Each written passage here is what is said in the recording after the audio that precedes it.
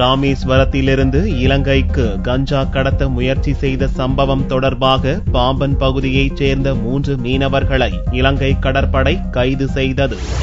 ராமநாதபுரம் மாவட்டம் பாம்பன் பகுதியிலிருந்து ராஜா, விஜய், மாரி ஆகிய 3 மீனவர்கள் நாட்டு படகில் மீன்பிடிக்க கடலுக்குள் சென்றனர். கச்சத்தீவு அருகே மீன்பிடித்துக் கொண்டிருந்த அவர்களை ரோந்து பணியில் ஈடுபட்ட இலங்கை கடற்படையினர் மறித்து சோதனை செய்தனர். சோதனையின் போது படகில் 70 கிலோ கஞ்சா இருந்தது தெரிய வந்தது. இதையடுத்து மீனவர்கள் 3 பேரையும் கைது செய்த இலங்கை கடற்படை அவர்களை விசாரணைக்காக நெடுந்தீவுக்கு கொண்டு சென்றனர். இந்த சம்பவத்தில் மத்திய அரசு தலையிட்டு பிரச்சனையின் தன்மை குறித்து விசாரணை நடத்த வேண்டும் என்று ராமேஸ்வரம் மீனவர்கள் கோரிக்கை விடுத்துள்ளனர். நாட்டுப்படகு மீனவர்களையும் சேர்த்து தான் கைது பண்ணியிருந்தாங்க.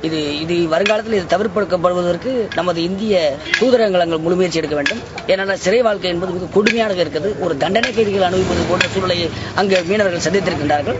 அந்த நிலைமை இல்லாமல் கைது செய்யப்படக்கூடிய மீனவர்கள் உரிய முறையிலே அவர்கள் பாதுகாக்கப்பட வேண்டும் என்கின்ற விஷயங்களில் மத்திய அரசு உரிய கவனம் செலுத்த வேண்டும். இனிமேலும் தொடராமல் இருப்பதற்கு நமது தமிழக அரசு முறையான நடவடிக்கை மேற்கொள்ள அது உறுதியான நடவடிக்கை எடுப்பதன் மூலம் தான் இனிமேல் இந்த கைது நடவடிக்கைகள் தொடராமல் இருப்பதற்கான வாய்ப்பு இருக்கிறது. இதேபோன்று கடந்த 2011ஆம் ஆண்டு போதைப் பொருள் வழக்கில் கைது செய்யப்பட்டு இலங்கை சிறையில் அடைக்கப்பட்ட 5 மீனவர்களை இலங்கை அரசு விடுவித்தும் அவர்கள் இன்னும் நாடு திரும்பவில்லை என்பது குறிப்பிடத்தக்கது.